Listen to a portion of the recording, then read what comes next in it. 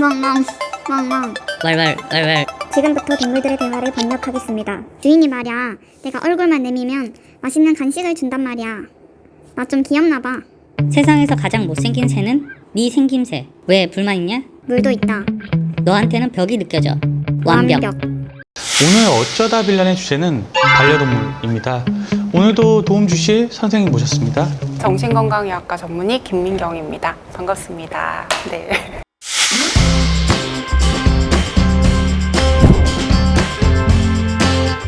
어릴 때는 강아지를 그냥 개새끼 했던 것 같고, 그 다음에 이제 애완동물? 그렇게 말했던 것 같고, 이제 반려라고까지 왔잖아요. 사실 좀 더 이제 반려라는 게 내 삶의 소중한 그런 느낌인 것 같은데. 우리가 이렇게 배우자를 반려자라고 하기도 하잖아요. 그러니까 이전에는 애완동물이라는 뜻이 그냥 내가 옆에 두고 이뻐하고 그냥 바라본다라는 의미였다면, 반려동물은 내가 정서적으로 좀 의지하고 애착 관계를 형성하는 그런 의미에서 반려동물이라고 부르게 된 것 같습니다. 그만큼 사람에게 정서적으로 굉장히 중요한 존재로 지금 자리 잡고 있다, 이렇게 생각할 수 있을 것 같아요. 이런 기사를 봤습니다. 반려동물 천만시대. 이렇게 사람들이 반려동물을 많이 키우는 어떤 특별한 이유가 있을까요? 사실 길들이고 소유하는 것을 넘어서서 정서적으로 의지하고 가까이 두는 의미가 있잖아요. 이전에는 애완동물이라고 불렀다고 아까 말씀 주신 것처럼, 근데 그 역사가 굉장히 오래됐다고 해요. 그 인류학자인 제러드 다이아몬드에 따르면 애완동물은 모든 대륙의 전통적인 인간 사회에 거의 빠짐없이 존재한다고 합니다. 제 생각엔 그게 사람은 기본적으로 좀 관계지향적이기 때문에 우리는 함께 어울려서 살아가고 누군가와 애착을 형성하는 것을 본능적으로 좋아하기 때문에 그런 어떤 문화가 있지 않나, 이렇게 생각을 합니다. 그리고 현대 사회에서는 사실 핵가족화가 되고 타인과의 경쟁이 당연시 되면서 누군가와 속마음을 나누고 있는 그대로 위로를 받는다는 게 과거보다는 좀 어려워진 것 같아요. 사실은 이제 그 사람을 있는 그대로 인정하고 위로를 해준다는 것은 쉽지가 않기 때문에 내가 속마음을 얘기했는데 상처를 받는 경우가 되게 많거든요. 근데 반려동물은 그렇지 않죠. 내가 조금 소홀히 대하건 어쨌든 내가 애정을 쏟은 만큼 그 자리에서 항상 나를 지켜주고 나를 따라주고 이렇게 옆에 지켜주기 때문에 그 정도로 사람들이 좀 안전하다고 느끼는 것 같아요. 이전에 저에게 상담을 오셨다 한 노부인께서 하셨던 말씀이 생각이 나는데요. 분께서 이제 자녀나 손주들을 자기들 기분 좀 안 좋을 때는 좀 투덜거리기도 하고 조금 좋아했다가 어떤 때는 이렇게 별로 반겨하지 않을 때도 있고, 그런데 기르는 강아지는 한결같이 귀가할 때마다 늘 달려나와서 반갑게 사실 맞아준다고 해요. 그래서 그게 굉장히 위로가 된다고 하시더라고요. 네, 그런 마음 때문에 사실 많은 사람들이 반려동물을 키우는 게 아닌가 생각을 하고요. 지금 이제 10살이다 보니까 좀 오래 같이 했는데 가족 같은, 그냥 거의 가족이거든요. 남동생 가족 중에서 제일 중요하고 힐링되는 존재. 소중한 존재라고 말하는 것 같습니다. 사실 영원하면 좋겠지만 분명한 건 인간보다는 수명이 짧은데 이 상실감이 보통이 아닐 것 같습니다. 상실감이 실제로 굉장히 크시고요. 예, 그 상실감으로 사실 상담을 오시는 분들도 꽤 있습니다. 그 반려동물과 이별한 사람들의 많은 부분이 그 펫로스 증후군, 그러니까 반려동물을 이렇게 잃고 나서 겪는 심리적인 어떤 불편감이나 상실감 혹은 슬픔 같은 것들을 많이 이렇게 느끼시는데, 반려동물을 키우는 문화가 갑작스럽게 확장이 됐거든요. 이제 그러다 보니까 내가 반려동물을 잃어서 굉장한 상실감을 느끼고, 어떤 분들은 내 가족이 사실 떠났을 때보다 더 슬펐다라고 하시는 분도 계시거든요. 근데 이제 주위 사람들이 그걸 잘 이해해주지 못하는 경우가 더러 있는 것 같아요. 개나 고양이가 죽은 거 가지고 그래, 또 한 마리 사면 되지, 이렇게 쉽게 얘기를 하면 그 상실감을 이해받지 못하는 것 같고, 쉽게 내가 직장이나 주위 사람들에게 공유할 수 없을 것 같고, 그래서 굉장히 힘들어하는 거죠. 근데 이제 그 굉장히 소중한 대상을 잃었다는 측면에서는 내 가까운 가족이 떠난 것과 사실은 비슷하거나 더 큰 슬픔을 느낀다고 할 수 있거든요.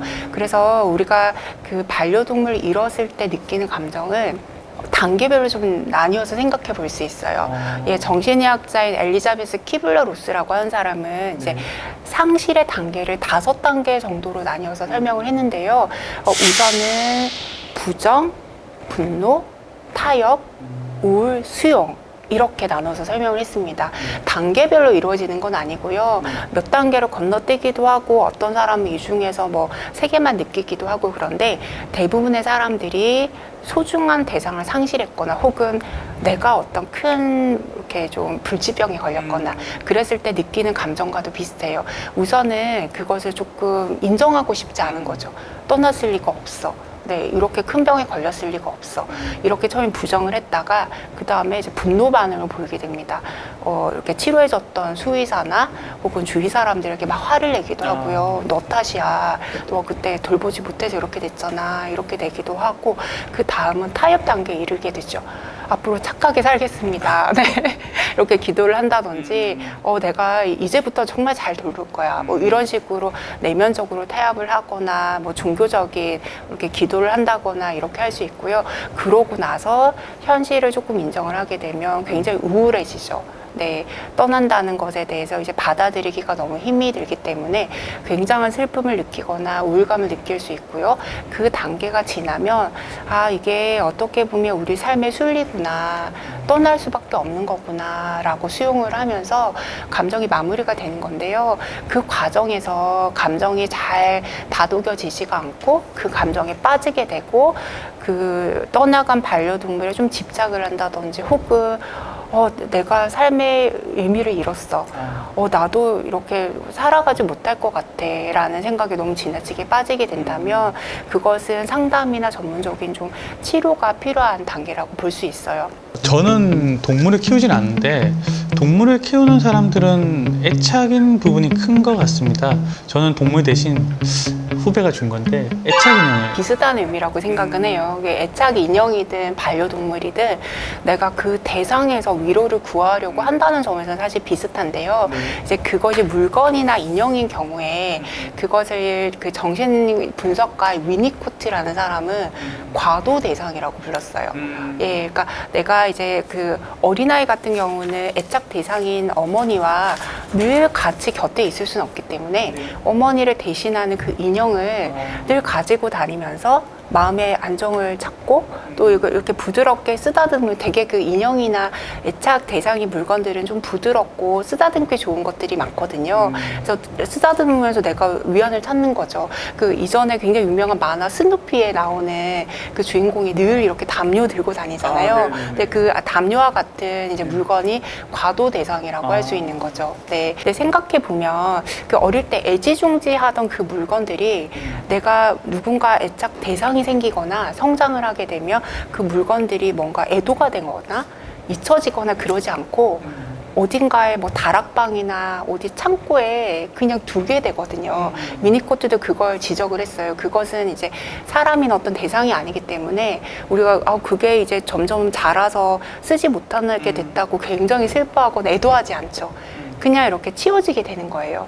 그래서 우리가 뭔가 정서적인 위로를 받고 싶을 때 애착 인형은 내가 그 순간에 마음을 좀 위로할 수 있는 물건이라고 한다면 반려동물 같은 경우는 조금 더 폭넓게 내가 일정 부분 책임을 져야 되고 나를 좀 따르고 내가 보살펴줘야 되거든요. 그렇기 때문에 조금은 다른 의미라고 할 수 있는데 사실 굉장히 우울해지시거나 사람으로부터 상처를 받은 분들 중에 몇 분이 반려동물을 키우면서 정서적으로 안정이 되신 분이 꽤 있으세요. 왜냐하면 내가 누군가로부터 위로를 받는 것도 굉장히 중요하지만 내가 누군가에게 굉장히 중요한 존재가 된다는 것을 굉장히 살아갈 만한 힘을 주거든요. 그래서 내가 반려동물을 돌보고 먹이를 주고 산책을 시켜주고 그런 활동들을 통해서 내가 또 좀 살아갈 만한 의미를 찾게 되는 거예요. 그래서 어쨌든 반려동물이든 애착 인형이든 내가 애착을 형성하고 위안을 얻는 대상이다 이렇게 볼 수 있는데요.